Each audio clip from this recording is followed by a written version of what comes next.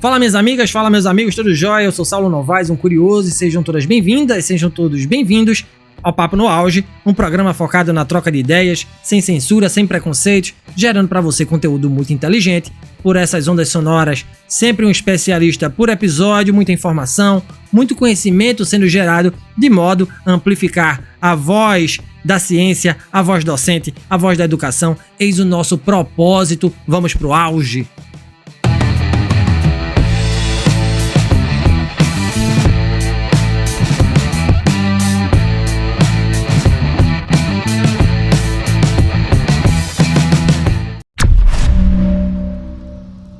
O ano letivo para as universidades públicas se inicia assim como se inicia um novo governo.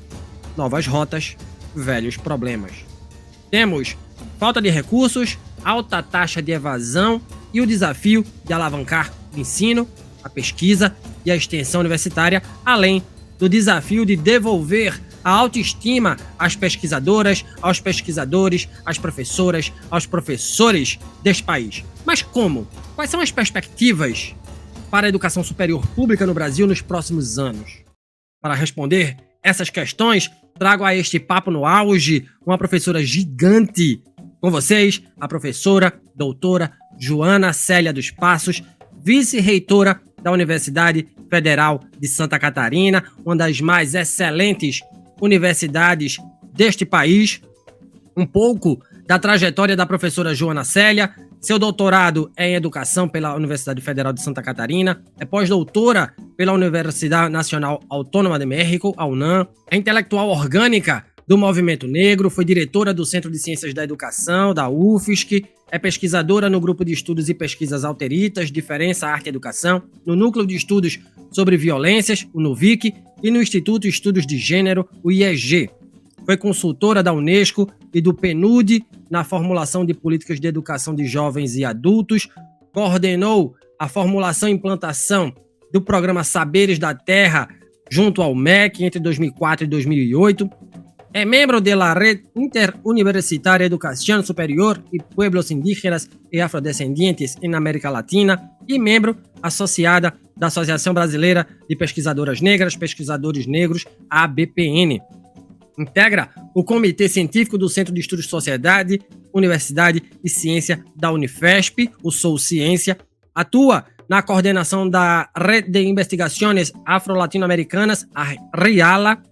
É professora no Programa de Pós-Graduação em Educação, PPGE, e no Programa de Pós-Graduação Interdisciplinar de Ciências Humanas, da UFSC. Em 2022, foi agraciada pelo Consulado e Embaixada dos Estados Unidos com o Prêmio Mulheres Brasileiras que Fazem a Diferença. Desenvolve ainda pesquisas em educação e relações raciais e ações afirmativas com foco na população negra.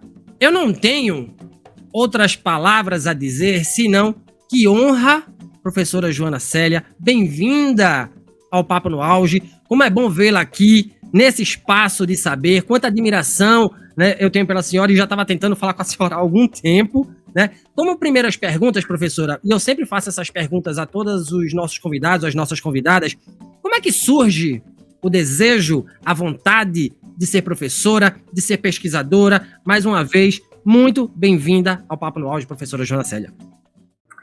Obrigada, Saulo. Eu que agradeço a oportunidade. Sempre é muito bom a gente poder conversar e se apresentar para as pessoas, dizer como nos construímos, porque, afinal de contas, a gente é uma colchinha de retalhos, né? Nós somos feitos dos vários trajetos e das várias pessoas que nos alcançam ao longo da vida. Bom, eu me torno professora numa família de professoras. Então, a minha experiência com a educação, ela vem desde muito cedo, porque todos os meus irmãos e irmãs mais velhos foram professores e professoras. E veja que nós somos uma família de 9 filhos. Então, a gente podia ter uma escola completa de educação básica, porque eles eram de diferentes campos do conhecimento, né? Nós tínhamos a minha irmã formada em matemática, a outra em letras, portanto, era professora de língua portuguesa, em literatura, A outra irmã minha que trabalhou na época ainda, da educação de jovens e adultos, quando se chamava de supletivo. Eu tenho uma irmã que é administradora escolar, 2 irmãs da educação física. Então, veja, eu me torno professora nesse contexto, nessa família, que tinha um autoestímulo à educação, autoestímulo à leitura, né? E principalmente uma questão que a gente ouvia muito do nosso pai, né? O quanto que a única possibilidade de herança para nós era a educação.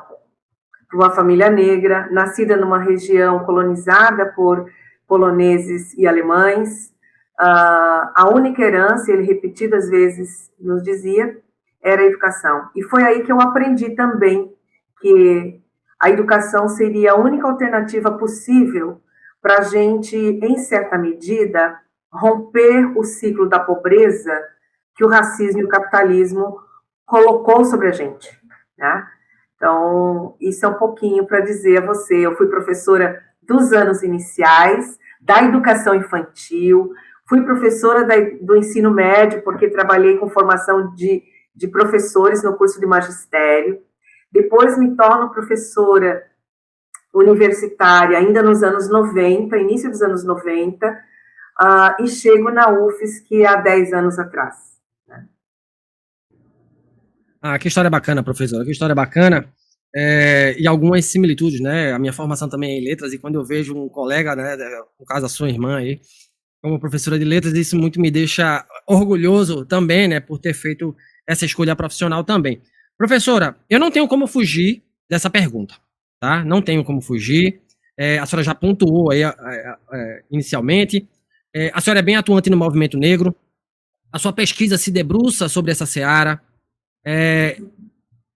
E aí, quão simbólico é estar na posição de vice-reitora da Universidade Federal de Santa Catarina, estado onde quase 80% da população se declara branca, sabendo também do histórico da ausência negra na docência universitária, na pesquisa e nos espaços de poder, professora Joana Célia?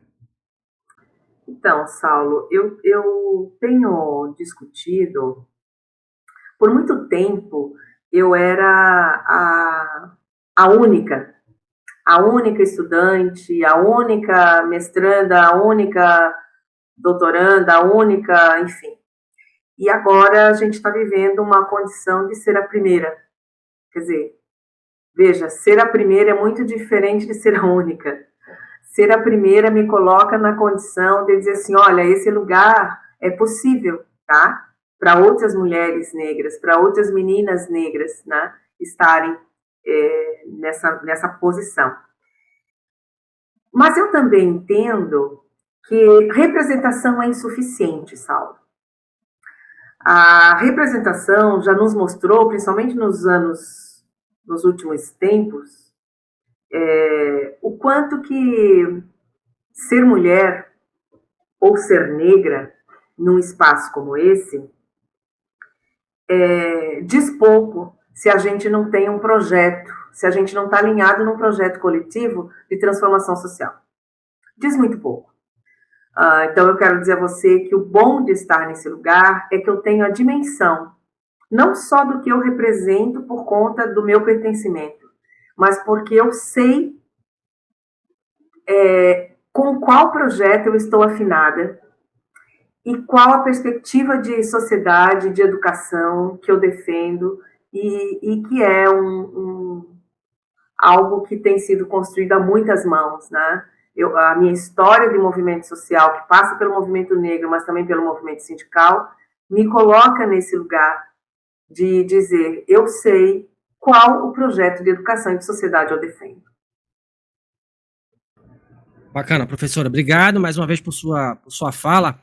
Antes da gente falar aqui sobre perspectivas, é importante a gente entender o cenário, né? Antes de partirmos para o macro, vamos entender como é que está a nossa casa. Qual é o raio-x orçamentário da UFSC no atual momento, passadas as gestões desastrosas do MEC nos últimos anos, indo além.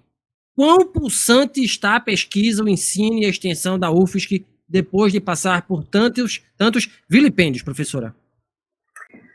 Olha, eu tenho dito o seguinte, o dinheiro ainda não chegou, o orçamento ainda não se alterou, mas a esperança já, né?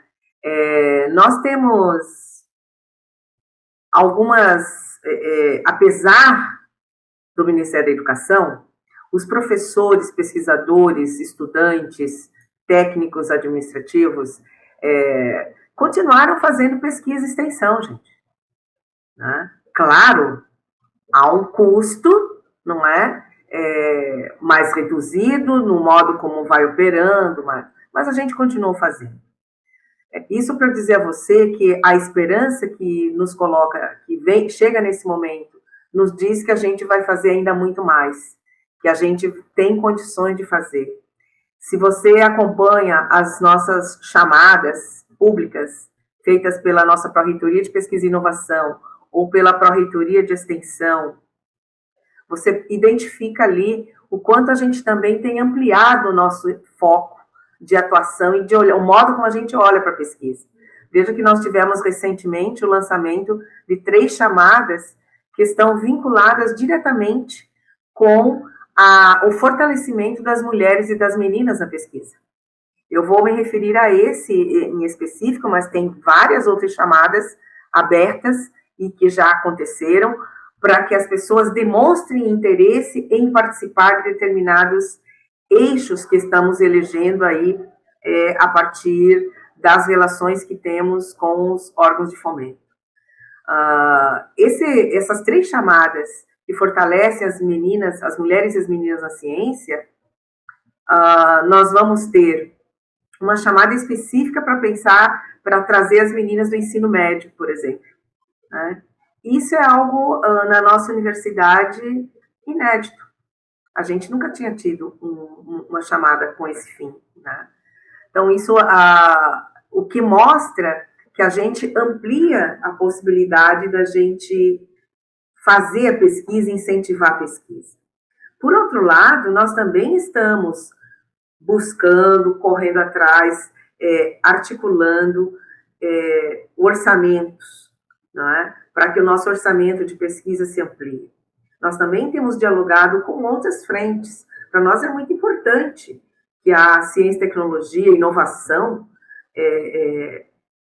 tenha uma atenção considerável, principalmente porque numa universidade como a nossa, que já tem expertise nesses campos do conhecimento, não é nada difícil da gente conseguir fazer com que as agências de fomento e empresas olhem para a UFSC e compreendam a dimensão e a importância que a UFSC tem na formação de profissionais que estão diretamente vinculados às indústrias, mas não só.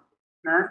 Então, esse tem sido o nosso esforço. Nós estamos aí construindo uma série de parcerias que serão fundamentais para o orçamento da pesquisa na UFSC, mas também e principalmente para ampliar o campo da pesquisa, ampliar as possibilidades de produzirmos conhecimento para o mundo, né? Então, acho que essa é uma questão que está para nós bem colocada.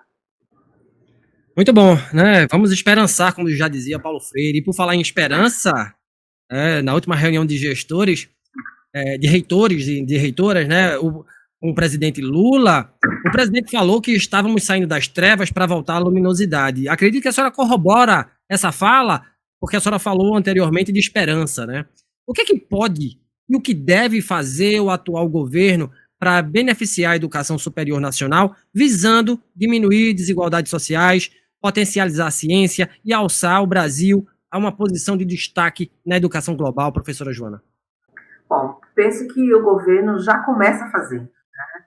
Nesses 40 dias, 40 e alguns dias, o governo, ao reajustar o valor das bolsas de iniciação científica, mestrado, doutorado, pós-doutorado e as bolsas permanência, que ainda serão reajustadas, nós temos aí uma demonstração precisa de como a ciência se faz importante para esse novo governo.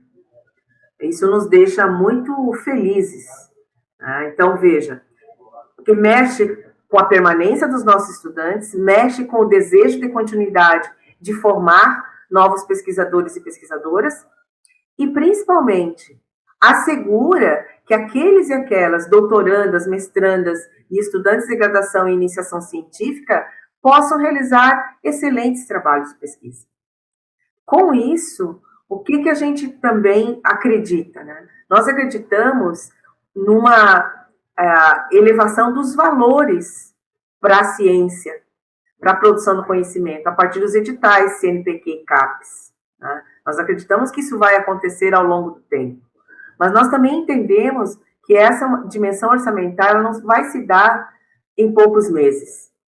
Nós vamos precisar aí olhar, e eu acho que o governo olhou primeiro para aqueles que estavam mais necessitados nesse momento, e que estava há 12 anos, né, 10 anos, 12 anos, sem reajuste, que eram as bolsas. Então, começou bem, começou certo. Agora é a gente, por dentro das nossas áreas, no diálogo com o CNPq, não é? Também buscar ampliar as fontes de financiamento para aqueles projetos, para os tantos projetos que temos. A UFSC é uma universidade reconhecidíssima na área de ciência e tecnologia, na área da saúde, né, na área das ciências humanas e sociais, e nós precisamos, então, também nos colocar à disposição do próprio governo federal em contribuir com essa formulação até das novas políticas para a agência de fomentos. Muito bem, professora. A gente tem visto alguns números bem interessantes. A gente tem observado aí queda nas matrículas em universidades federais e aumento da evasão de alunos. A procura pelo ensino à distância vem crescendo, segundo o censo do ensino superior. A pandemia da Covid-19 potencializou esse cenário. De fundo, professora, a gente tem uma economia em frangalhos. E aí eu pergunto à senhora, né? Como é que a universidade pública brasileira lida com esse contexto? No horizonte, a senhora vê pontos de inflexão para essas observações pontuadas? Como é que a gente deve motivar um jovem que entra na universidade a fim de mudar de vida, a sua e a da sua família, mas que se depara com um oásis de poucas perspectivas positivas para ele? Por isso, a evasão, professora. Então, Saulo, você está trazendo uma questão que para nós é muito importante. Primeiro, dizer que esse fenômeno da redução de procura pelo ensino superior, ela é um fenômeno mundial. A gente não está vivendo isso exclusivamente no Brasil e nem somente em função da pandemia.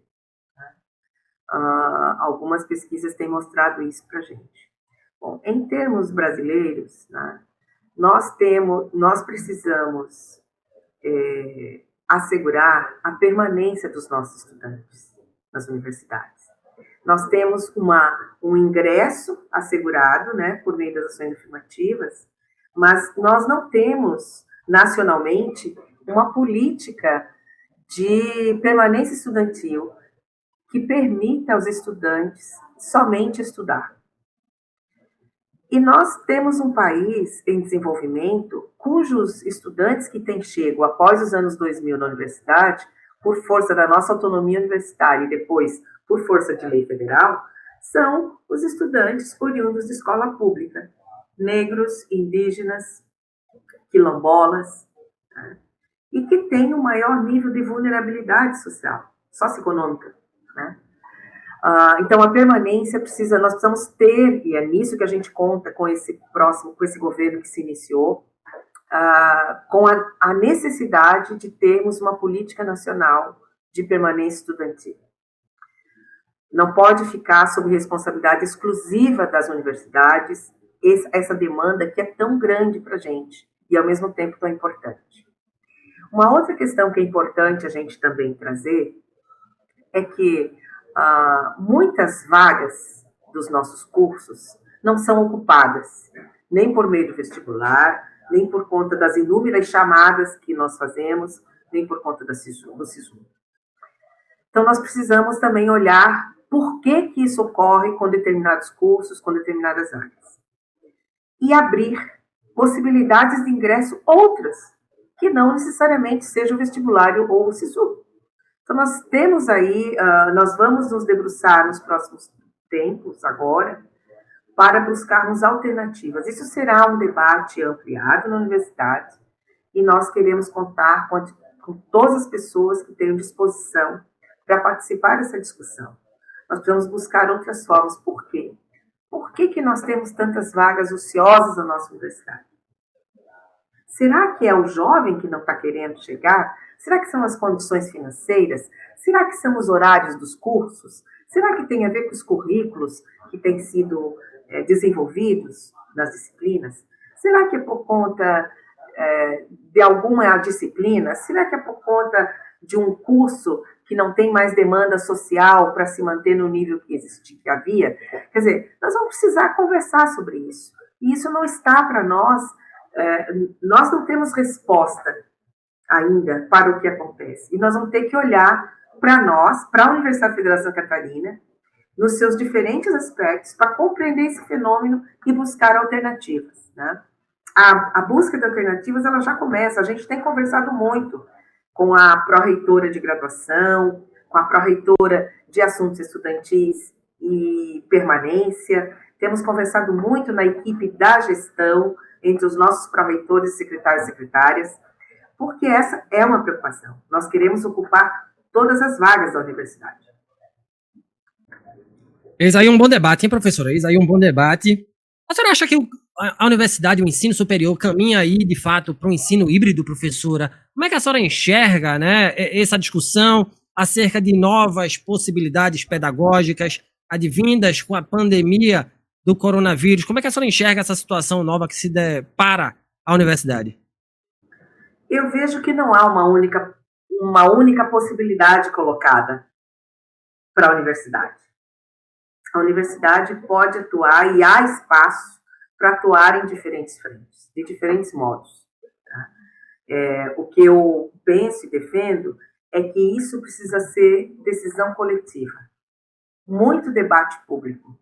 Né? Nós não precisamos optar por A ou B, mas a gente pode ter A e B em convivência.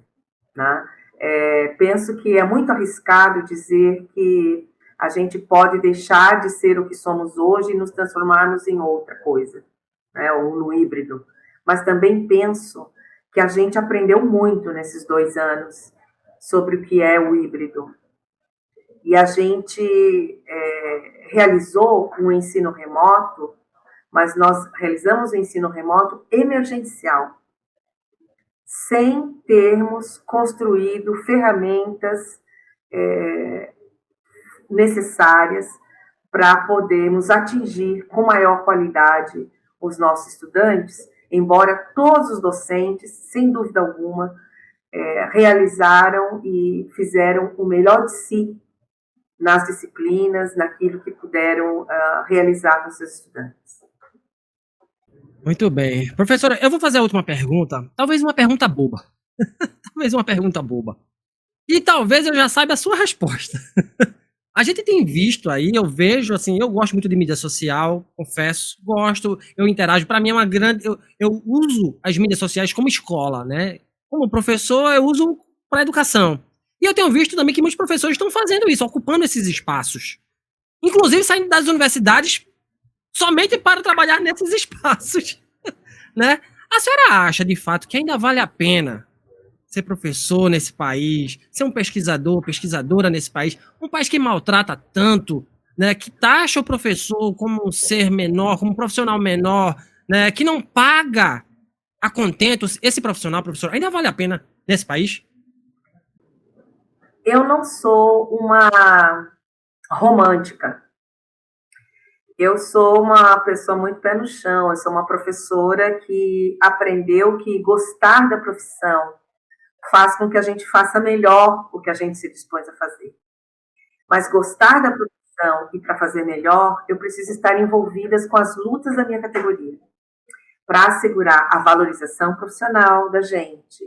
Eu preciso estar envolvida como fazer uma melhor escola, uma melhor universidade. Isso me coloca na condição de dizer que me vale a pena, porque eu não me vejo sozinha nessa condição de luta por uma educação pública com qualidade, né? Eu me coloco junto com os meus colegas na defesa dessa educação pública com qualidade social, que permita a cada sujeito que está na nossa sala de aula, que chega para a gente, né? Cada criança ou cada jovem estudante ou adulto, me permita reconhecer neles e nelas a potência desse país, sabe? O Brasil é um país que, embora não valorize os professores e as professoras como deveria, as professoras e os professores estão lá, na escola, sabe? É lá que os nossos filhos passam a maior parte da sua vida. Foi lá que nós passamos a maior parte do nosso tempo. É nesse lugar que a gente se humaniza. É nesse lugar que a gente aprende a lidar com as diferenças. É nesse lugar que a gente aprende a ser solidário, né, depois da nossa família. É nesse lugar que eu aprendo a respeitar o outro do jeito que ele é. E é nesse lugar que eu boto... Não penso que a escola transforma o mundo, não. Acho que a escola é uma instituição que vive todas as mazelas que estão colocadas na sociedade brasileira. Assim como ela tem condições de mudar, ela também tem condições de reproduzir muito daquilo que a gente nega e que a gente não gosta. Mas por isso vale a pena. Porque é o lugar da contestação, é o lugar onde a gente pode debater, discutir. E eu falo da escola pensando, escola e universidade são um universo semelhante, né? Então, essa ideia, né, de que é um espaço em que as pessoas podem ser o que são, podem se relacionar, podem dizer o que pensam, nos limites, claro, dos direitos humanos, né? Aqui não quero trazer mais um debate que é a opinião, não é uma questão de opinião, né? Os preconceitos não são uma questão de opinião, mas dizer da importância que tem, sim, ser professor e professora.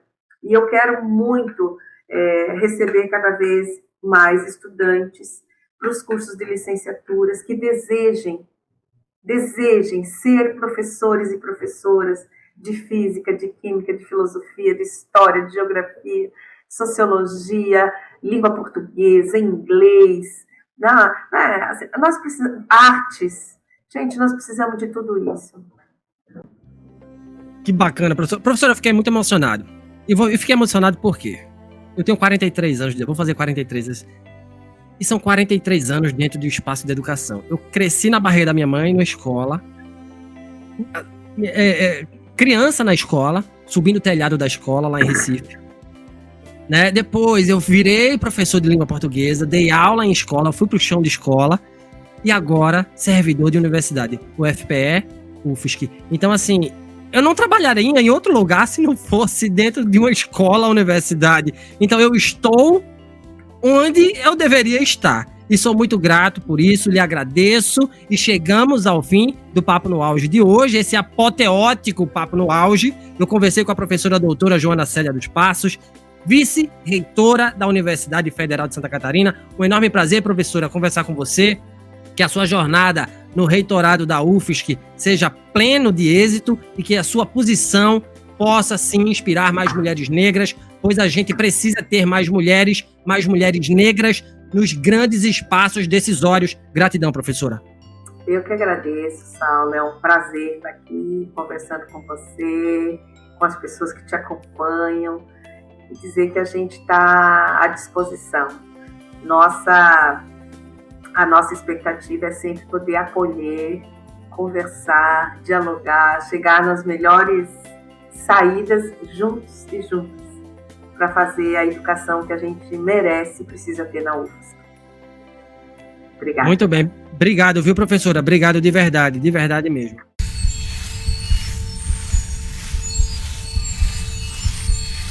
E se você gostou desse conteúdo, não esqueça de avaliar o podcast Papo no Auge nos agregadores de áudio, nos siga nas mídias sociais, no Instagram, @Papo no Auge, no LinkedIn, Saulo Novaes. Compartilhe nosso programa em sua rede de amigos, assim você ajuda a ampliar a inteligência coletiva. Estamos integralmente nos tocadores de podcast e no YouTube. Um grande abraço a todas e a todos e até o próximo programa. Valeu!